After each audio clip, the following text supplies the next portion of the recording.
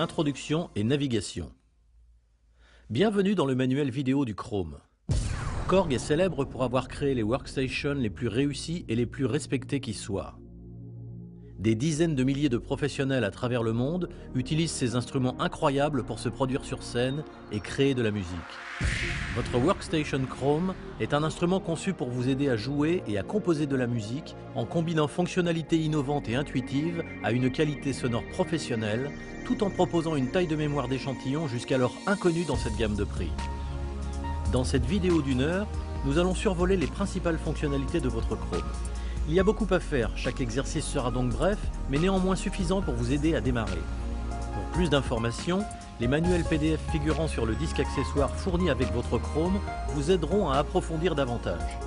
Nous vous recommandons de commencer par visionner l'intégralité de la vidéo, en appuyant sur pause si nécessaire, et de ne revenir qu'ensuite à des chapitres spécifiques. Si possible, nous vous conseillons également d'avoir une carte SD à disposition afin de sauvegarder et de charger les données du Chrome. Bien. Avant de commencer, redémarrons le Chrome afin d'en être au même point dès le départ. Accédez à la partie arrière gauche de l'appareil pour l'éteindre, puis appuyez de nouveau sur l'interrupteur pour l'allumer. Sachez d'ailleurs que si vous laissez le Chrome en marche mais qu'il n'est pas touché pendant un laps de temps prédéfini, l'instrument s'éteindra automatiquement. Par défaut, le réglage est d'environ 4 heures. Ce laps de temps peut être modifié et cette fonction peut être totalement désactivée en mode global. Si la fonction est activée, la durée actuelle s'affiche brièvement à l'écran après le démarrage. En attendant qu'il se mette en route, examinons la face avant de gauche à droite. Le joystick et les switches 1 et 2 utilisés pour contrôler différents paramètres du son. Le bouton de volume, la section de contrôle en temps réel, Média pour la sauvegarde et le chargement des données, et Global pour accéder à des paramètres qui affectent l'instrument dans son ensemble, comme l'accordage de référence par exemple. Ces deux sélecteurs permettent d'activer ou de désactiver instantanément les master effets et l'effet général. Ces commutateurs allument ou éteignent l'arpégiateur et la piste batterie. L'écran tactile, le cœur de l'interface du Chrome.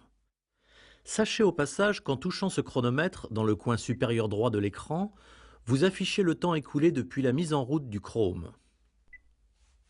Stop, Reset et Start le rendent également utile à d'autres applications, comme le chronométrage de chansons dans le séquenceur, le calcul de la durée de votre performance, etc.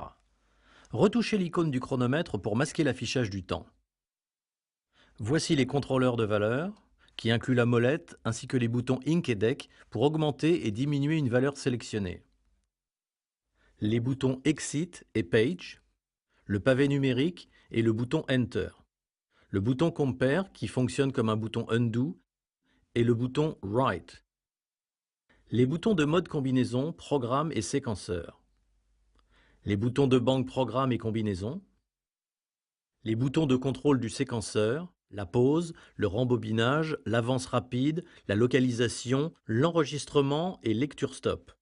Le bouton de tempo et enfin le bouton de tape qui permet d'imprimer le tempo désiré. Le panneau arrière dispose de toutes les connexions nécessaires telles que des sorties, l'entrée MIDI, etc. C'est là par exemple que vous pourrez connecter une pédale de sustain. Le panneau arrière dispose également d'une fente pour carte SD afin de sauvegarder et de charger des données en utilisant une carte SD optionnelle et d'un port USB permettant la connexion directe à un ordinateur afin d'envoyer et de recevoir des informations MIDI. Soit dit en passant, c'est une bonne idée d'accrocher le cordon d'alimentation à cet endroit afin de ne pas le débrancher accidentellement.